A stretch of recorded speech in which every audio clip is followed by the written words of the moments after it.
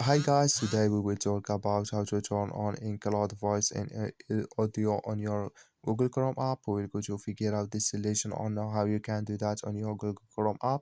So just go up here, you click here on this sign here in app, then it's going to show for you list like this, and all you have to do now. So just click here on settings here, then it's going to check here in this window.